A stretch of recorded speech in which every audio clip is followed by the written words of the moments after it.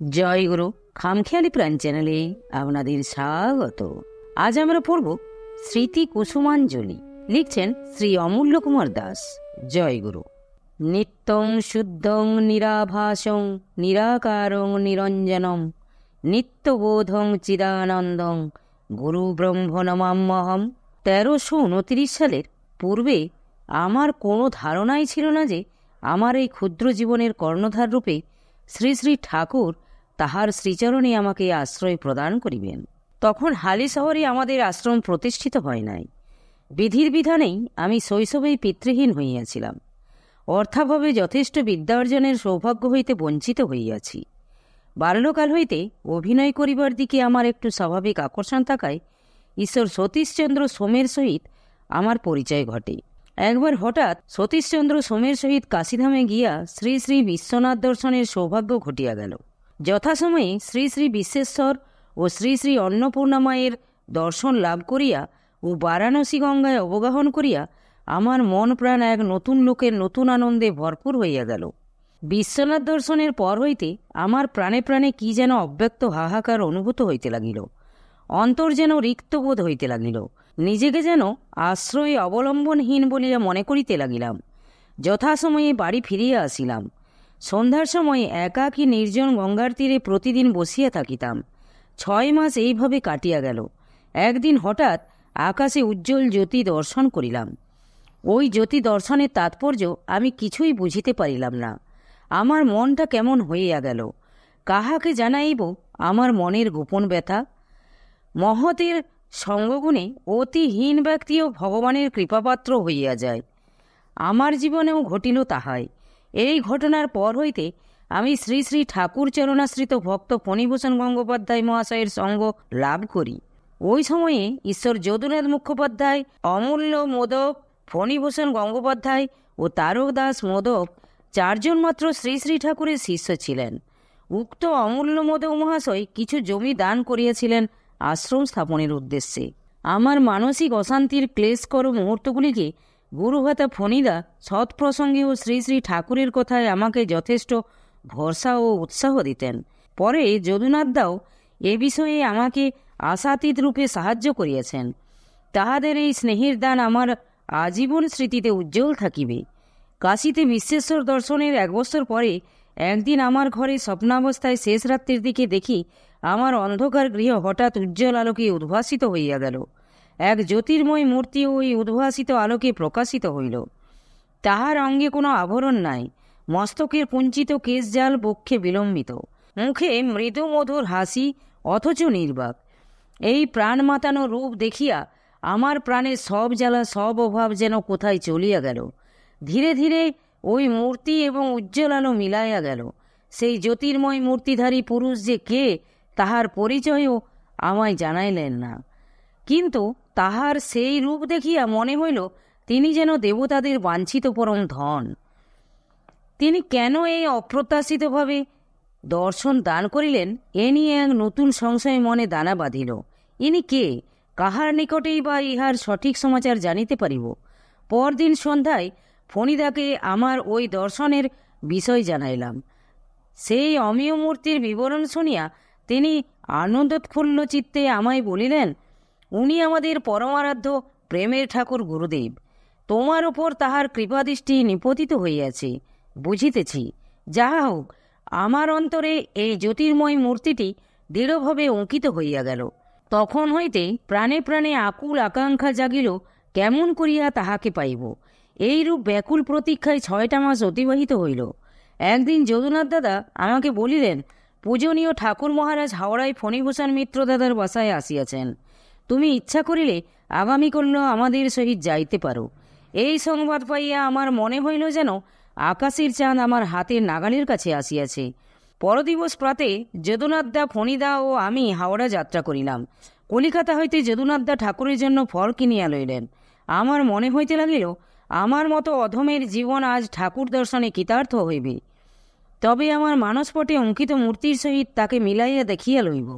যথাসময়ে আমরা 3 জনে ফণীদার বাড়িতে পৌঁছিলাম। কিছুক্ষণ পরে উপর হইতে আমাদের ডাক আসিল। দ্বিতল কক্ষের বারান্দায় উপস্থিত হইয়া দেখিলাম একখানি জলচৌকির ওপর রাঙা চরণ দুখানি রাখিয়া গড়গড়ার নলটি হাতে নিয়া আবরণহীন গাত্রে একখানি কেদারার উপর ঠাকুর উপবিষ্ট, মুখে মৃদু হাসি, সেই কুঞ্চিত কেশদাম জটার ন্যায় স্কন্ধের দুই পার্শ্ব দিয়া বিশাল বক্ষের উপর লম্বিত রহিয়াছে। সুগন্ধি পুষ্পামদের ন্যায় সারা বারান্দা তাহার গাত্রগন্ধে ভরপুর। তাহার এই দিব্য রূপ লাবণ্য দর্শনে আমার জীবন মন প্রাণ ধন্য পবিত্র হইল। 6 মাস পূর্বে নিশীথের স্বপ্নদৃষ্ট জ্যোতির্ময় মূর্তির সহিত ঠাকুরের মূর্তির অপূর্ব সামঞ্জস্য দেখিয়া আমি আনন্দে বিহ্বল হইয়া পড়িলাম। আমি অবশভাবে আবিষ্ট চিত্তে তাহার শ্রীচরণে প্রণত হইলাম। কতক্ষণ এইভাবে কাটিল তাহা আমার জানা ছিল না। যদুনাথদা ও ফণিদা শ্রী শ্রী ঠাকুরের নিকট প্রার্থনা করিলেন আমায় কৃপা করিয়া নবজীবন দান করিবার জন্য। উত্তরে ঠাকুর বলিলেন, এবার আমার অনেক কাজ, আবার যখন বাংলায় আসিব তখন তোমায় ডাকিয়া আনিয়া দীক্ষা দিব। হয়ে গেল হুকুম জারি। আমার প্রাণে তখন অপার আনন্দ হইল। আমার সকল আশা পূর্ণ হইবে বুঝিতে পারিলাম। শতকোটি প্রণাম সেই কাশীপুরাধীশ্বর শ্রী বিশ্বেশ্বরের চরণে। তাহার শুভ দর্শন কাল হইতে প্রাণে যে অব্যক্তভাবে উদ্বোধন হইয়াছিল, আজ শ্রী শ্রী ঠাকুরকে দর্শন করিয়াও তাহার অভয় আশ্বাস পাইয়া আমার অন্তর পরম শান্তিতে ভরিয়া উঠিল। আমরা তিনজনেই আবার ফিরিয়া আসিলাম হালি শহরে। আমার নাট্যাভিনয়ের খেয়াল এখন চাপা পড়িল বটে, কিন্তু দীক্ষা গ্রহণের ইচ্ছা প্রবল হইয়া উঠিল। আমার যে আর কালবিলম্ব সহে না, ঠাকুর বিষয়ে চিন্তা করিতে লাগিলাম। ইতিমধ্যে সংবাদ পাইলাম শ্রী শ্রী ঠাকুর আসাম মঠে গিয়াছেন এবং সেখানেই এখন থাকিবেন আগামী দুর্গাপূজা পর্যন্ত। আমি মঠে যাইবার জন্য পথের বিবরণ সংগ্রহ করিতে চেষ্টা করিলাম, কিন্তু হালি শহরের তদানীন্তন গুরুভ্রাতাদের নিকট সে সংবাদ পাইলাম না। সুতরাং আমার মনে পথের ভীতি উদিত হইলেও আমি দুর্গাপূজার সময় মঠে যাওয়ায় স্থির করিলাম। এই সময় কাজড়াপাড়া রেল কারখানায় আমি কাজ করি। দপ্তর হইতে একখানা অর্ধভাড়ার পাস সংগ্রহ করি। পূজার ছুটি হইল। ছুটির সময় গাড়িতে খুবই ভিড় হইবে। কেমন করিয়া আমি গাড়িতে স্থান পাইব, এ বিষয়ে মনে মনে আমার খুবই ভয় হইতে লাগিল। রওনা হইবার 2 দিন পূর্বে ভোর রাত্রে স্বপ্নে দেখিলাম কে যেন আমার কানে কানে বলিল, ইঞ্জিনের পরে যে গাড়িখানা থাকিবে তুই তাহাতে উঠিয়া যাইবি। স্বপ্নের কথাটা মনে করিয়া রাখিলাম। আসামের সুদূর কোকিলামুখ মঠে আমার যাইবার সংবাদ বাড়িতে জানিতে পারিলে আমার যাওয়া হইবে না। নির্দিষ্ট দিনে বাড়িতে কাহাকেও কিছু না বলিয়া কাজরাপাড়া স্টেশনে আসিয়া আমি দেখি গাড়িতে খুব ভিড়। আমি স্বপ্নাদৃষ্ট ইঞ্জিনের পিছনের গাড়িতে দেখি সত্য সত্যই উহা খালি রহিয়াছে। আমি তাড়াতাড়ি গাড়িতে উঠিয়া পড়িলাম। আমি সজল নেত্রে শ্রী শ্রী ঠাকুরের অপার করুণার কথায় ভাবিতে লাগিলাম। আমি যে অর্ধভাড়ার পাসখানি লইয়াছিলাম তাহাতে দপ্তরের বাবু ভুলবশত পাণ্ডুঘাট হইতে জাহাজে যাইবার কথা লিখিয়া দিয়েছিলেন। পাণ্ডুঘাট স্টেশনে চেকার আমার পাস দেখিয়া আমায় ফেরত দিয়া বলিলেন, এ পাশে চলিবে না, লেখাটা ভুল হইয়াছে, ইহাতে আমার টিকিট দিবার ক্ষমতা নাই। আমি পথিমধ্যে মহা বিপদে পড়িলাম। সম্পূর্ণ ভাড়া দিয়া যাইবার মতো টাকাও আমার কাছে ছিল না। চিন্তায় ব্যাকুল হইয়া মনে মনে ঠাকুরকে জানাইতে লাগিলাম। ঠাকুর আমাকে গাড়িতে উঠিবার সুবন্দোবস্ত করিয়া দিলে, এতদূর নির্বিঘ্নে আমায় লইয়া আসিলে, আর এই মধ্যপথে আসিয়া তোমার নিকটে না যাইয়া আমাকে বাধ্য হইয়া হালি শহর ফিরিতে হইবে? তাহা হইবে না। আমাকে তোমার নিকট লইয়া চলো। আমি তোমায় পিছনে রাখিয়া যাইতে রাজি নহি। অন্তর্বেদনায় আমার পক্ষে অশ্রু সংবরণ করা কঠিন হইয়া পড়িল। তখন হঠাৎ দেখি আমাদের দপ্তরের একজন ভারপ্রাপ্ত কর্মচারী শ্রী পঞ্চানন সাদরা তাহার এক বন্ধুসহ সেই গাড়িতেই যাত্রী। পাণ্ডুঘাটে আমাকে দেখিয়া জিজ্ঞাসা করিলেন, অমূল্য, তুমি একা কি কোথায় যাইতেছ এই পথে? তখন আমার পাশের বিবরণ তাহাকে জানাইলাম। তিনি পাসখানি হাতে লইয়া বলিলেন, তুমি কোথায় যাইবে? আমি বলিলাম, আমি কোকিলামুখ মঠে যাইব। তিনি বলিলেন, কেন? সেখানে তোমার কে আছেন? আমি বলিলাম, কোকিলামুখ মঠে যাইব, আমার সেখানে যাইবার বিশেষ ইচ্ছা হইয়াছে। তিনি আবার অনেক প্রশ্ন করিলেন, এই বয়সেই তোমার মঠে যাইবার ইচ্ছা হইল কেন? মাকে বলিয়া আসিয়াছি কিনা, আবার বাড়িতে ফিরিব কিনা, কবে ফিরিব ইত্যাদি।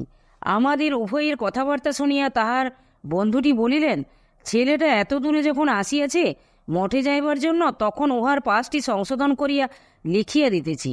তুমি একটি স্বাক্ষর করিয়া দাও, তবেই ইহার কাজ চলিয়া যাইবে।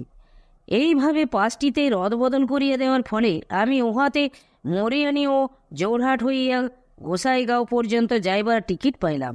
যথাসময়ে পাণ্ডুঘাট হইতে গাড়ি ছাড়িয়ে দিল। আমি মালপত্তর রাখার জন্য নির্দিষ্ট উপরের তাকে আমার শোয়ার ব্যবস্থা করিয়া লইলাম। নানা প্রকার চিন্তা করিতে লাগিলাম। মঠ যে কোথায় তা তো জানি না, পথিমধ্যে না জানি আবার কোন বিপদ হয়, কি হবে তাও জানি না। অনেকক্ষণ এইভাবে চিন্তা করিতে করিতে ঘুমাইয়া পড়িলাম। নিদ্রাচ্ছন্ন অবস্থায় হঠাৎ ঘুম ভাঙিয়া গেলে দেখি মাথার নিকটে ঠিক জ্যোৎস্নালোকের মতো স্নিগ্ধ জ্যোতির্ময় মূর্তিতে শ্রী শ্রী ঠাকুর বসিয়া আছেন। ইহা হয়তো আমার মনের ভ্রম হইতে পারে ভাবিয়া আমি একবার চক্ষু রগড়াইয়া লইলাম এবং স্পষ্টই দেখিতে পাইলাম যে ঠাকুরই আমার শিয়রে বসিয়া রহিয়াছেন। আমার হাত ধরে, তুমি নিয়ে চলো সখা, আমি যে পথ চিনি না। এই সাধক সঙ্গীতটি আমার জীবনে সত্যই রূপায়িত হইয়া উঠিল। শেষ রাত্রে গাড়ি মরিয়ানি স্টেশনে পৌঁছিলে আমি গাড়ি বদল করিয়া জোরহাটগামী গাড়িতে উঠিয়া বসিলাম। শ্রী শ্রী ঠাকুরের কৃপার কথা মনে করিয়া আমার যেন কণ্ঠ রুদ্ধ হইয়া গেল। কাহারও সহিত কথা কহিতে ইচ্ছা হইল না। চুপ করিয়া বসিয়া আছি। এমন সময় শ্রী গগনচন্দ্র দেবদাদা আমার পাশে আসিয়া বসিলেন এবং জিজ্ঞাসা করিলেন, খোকা, তুমি কোথায় যাইবে? আমি মঠে যাইব শুনিয়া তিনি বলিলেন, আমিও যে মঠে যাইব ঠাকুর দর্শন করতে। তুমি মঠ চেনো? আমি মঠ চিনি না শুনিয়া তিনি বলিলেন, আমার সঙ্গে চলো, আমরা একসঙ্গে যাইব, কেমন? আমি তখন মনে ভরসা পাইলাম ও আনন্দিত হইয়া স্বীকৃতি জানাইলাম। গগন দাদা দক্ষিণ পায়ে একটি ক্ষত হইয়াছে। ক্ষতস্থান হইতে যে রক্তক্ষরণ হইতেছে সেদিকে তার ভ্রুক্ষেপ নাই। তিনি ঠাকুরের দর্শন লাভের জন্য ব্যাকুল। গোসাইগাঁও স্টেশনে আমরা গাড়ি হইতে নামিলাম। তিনি অতি কষ্টে ধীরে ধীরে পথ চলিতে লাগিলেন। গগনদা মৃত্যুর পর এক ব্রাহ্মণ বংশে জন্মগ্রহণ করেন এবং শ্রী শ্রী ঠাকুর সেই নবজাত শিশুর মুখে প্রসাদ দিয়া এই জন্মান্তরের রহস্য বলিয়াছিলেন বলে শুনিয়াছি। মরিয়ানি আসিবার পথে গাড়িতে তন্দ্রাঘরে মঠের ঘর বাড়ি গাছপালা ও পুষ্করণী প্রভৃতির একটা সুস্পষ্ট ছবি দেখিয়াছিলাম। গগনদার সঙ্গে আমি যখন মঠের পাম বাড়ির নিকট আসিলাম তখন দূরে একটি গৈরিক পতাকা উড্ডীয়মান দেখিয়া জিজ্ঞাসা করিয়া জানিলাম সে উহা মঠেরই পতাকা। তখন সকাল 7টা বাজিয়াছে। মঠের পতাকা দেখিয়া আমার তন্দ্রাচ্ছন্নভাবে দৃষ্ট মঠের কথা মনে পড়ায় আমি আর ধৈর্য অবলম্বন করিতে পারি নাই এবং গগনদাকে ছাড়িয়া ঊর্ধ্বশ্বাসে দৌড়াইতে লাগিলাম। পৌঁছিয়াই অবাক বিস্ময়ে মঠের দিকে তাকাইয়া পূর্বরাত্রের মঠ চিত্র স্মরণ করিতে থাকি। সেদিন শারদীয়া সপ্তমী পূজা। জয় গুরু, জয় গুরু। আজ এই পর্যন্তই। যদি আপনাদের ভালো লেগে থাকে তাহলে চ্যানেলটিকে সাবস্ক্রাইব করে সাথে থাকবেন। পরবর্তী অংশ অন্য কোনো দিন। জয় গুরু, জয় গুরু।